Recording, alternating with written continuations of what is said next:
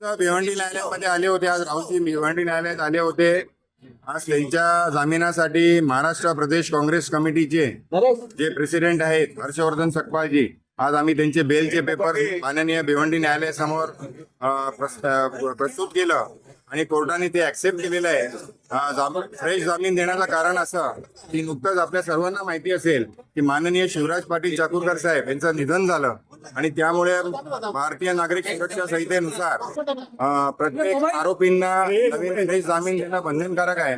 त्यामुळे आपले भिवंडीचे न्यायाधीश वळसे साहेब यांनी तसा आदेश दिला की तुम्ही नवीन जामीन द्यावं आणि मग न्यायालयाच्या आदेशाप्रमाणे व भारतीय नागरिक सुरक्षा संहितेप्रमाणे आम्ही फ्रेश जामीन आज सबमिट केलं आणि भिवंडी न्यायालयाने ते ऍक्सेप्ट केलेले आहे. सदरचं प्रकरण हे हिअरिंगला आहे आणि आज साक्षीदार नंबर 2 अशोक सायकर यांची उलट तपासणी होणार होती, परंतु आजच्या दिवशी आम्ही हे जे बेल बॉन्ड संदर्भात जो आहे जामिनाची प्रक्रिया आज ती आम्ही भिवंडी न्यायालयामध्ये पूर्ण केली आणि त्याप्रमाणे राहुलजी स्वतः भिवंडी न्यायालयात हजर राहून बॉन्डवर सह्या केले आणि आता त्यांनी प्रस्थान केलेलं आहे.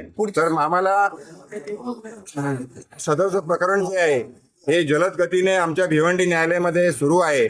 सर्वोच्च न्यायालयाच्या निर्देशानुसार भिवंडी न्यायालयामध्ये हे जलद गतीने सुरू आहे. भारताच्या प्रत्येक न्यायालयामध्ये MPMLAच्या केसेस सर्वोच्च न्यायालयाने निर्देश दिलेले आहेत की लवकरात लवकर चालले पाहिजे. त्याप्रमाणे आमचे भिवंडीचे जे न्यायाधीश आहेत कोळसे साहेब हे जलद गतीने सदरची केस चालवित आहेत आणि आम्हाला आशा आहे आणि आम्हाला विश्वास आहे की या प्रकरणाचं सत्य बाहेर येईल आणि आम्हाला भारतीय न्यायव्यवस्थेवर पूर्ण विश्वास आहे.